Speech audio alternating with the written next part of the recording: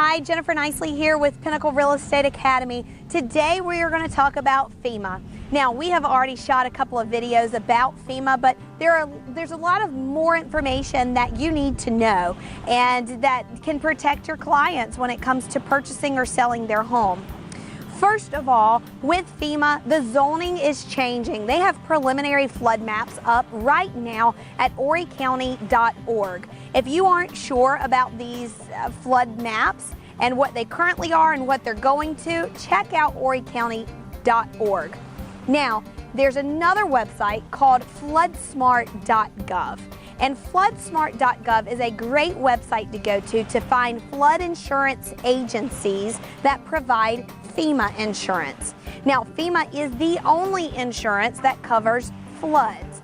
And when I say floods, I mean rising water floods, not coming in from the roof or a leak from a refrigerant pipe or anything like that. When we're talking about FEMA, we're talking about rising water. Now, when it comes to our homeowners and getting FEMA insurance, if that home is in a flood zone and they are getting a federally backed mortgage loan, then they are required to purchase FEMA insurance. A couple of things with this. The zoning is changing for FEMA, which means so will the rates.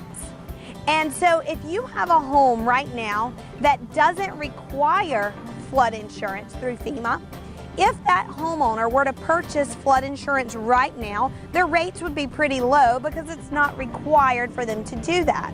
But let's say that this home changes over and becomes a home in a flood zone, and then it would be required. If they get flood insurance right now, they're grandfathered in at that lower rate. So when they go and sell their home, the new buyer for that home would also be locked in at the grandfather rate from when the seller bought it prior to the zoning changing. So this is very important for you to know as realtors and also as clients, consumers, buyers or sellers. This is a great marketing tool to use as a listing agent for a seller if they were to purchase flood insurance now and get grandfathered in at the lower rate. Now, let's put the insurance part aside. Let's talk about elevation certificates. There are a lot of realtors who don't know what an elevation certificate is. So let's have a little discussion about it.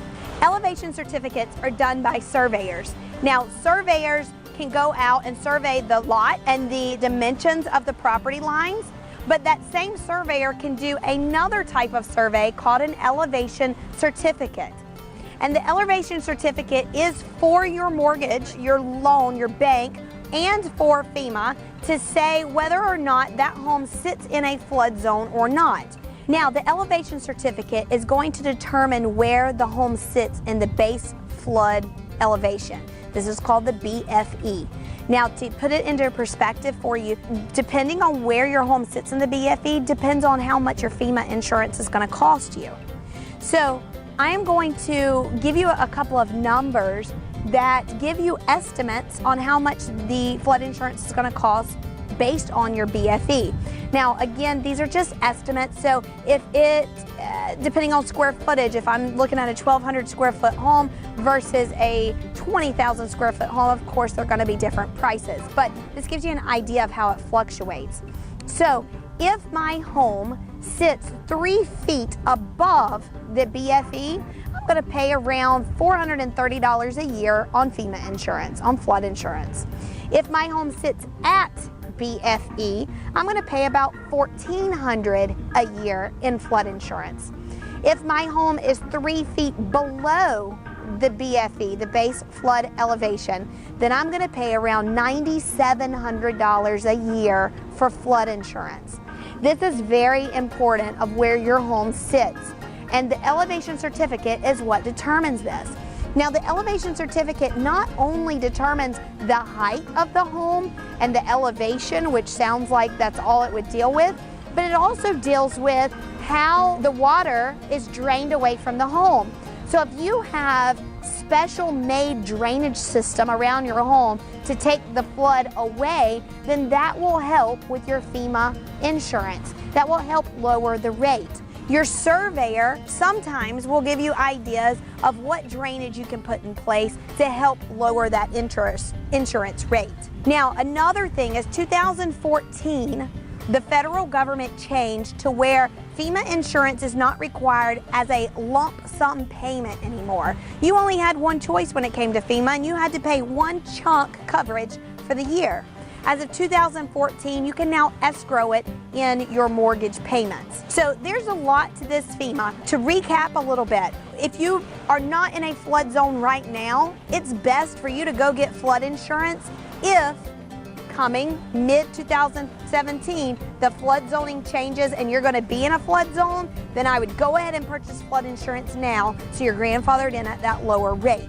It will transfer to your buyer once your buyer takes over ownership. Number 2, you need an elevation certificate. An elevation certificate is going to give you the height of the home and the drainage around the home, and this tells your mortgage company whether or not you need flood insurance, and if so, what type of flood insurance and how much is this going to cost. The elevation certificate covers your BFE, your base flood elevation. Now, a couple of other things. When we had our floods in 2015 and 2016, 2015 we had Hurricane Joaquin, 2016 we had Hurricane Matthew. Both of them gave us major flooding throughout Horry and Georgetown County. Now, one thing we heard a lot was we had a 100-year flood. Hurricane Joaquin was a 100-year flood, and everyone believed that a 100-year flood meant that this type of flood would only happen once in every 100 years, and that's not what it means. The definition of a 100-year flood is that there's a 1% chance that your home will flood in a 1-year span. That is the definition of a 100-year flood. So don't be naive and think that these types of things happen once every 100 years. It's not. If you've seen other videos, there's a 26% chance that your home is going to flood in a 30-year mortgage. So if you have any questions, check out floodsmart.gov, which will give you numerous agencies to choose from and answer a lot of questions. If you're looking for the current zoning maps or you're looking for the preliminary zoning maps, both of them are on horrycounty.org. If you have additional questions, feel free to give us a call. We're here at Pinnacle to always help. Check us out on Facebook, Pinterest, Twitter, and Instagram, and follow us on our website, pinnaclerealestateacademy.com.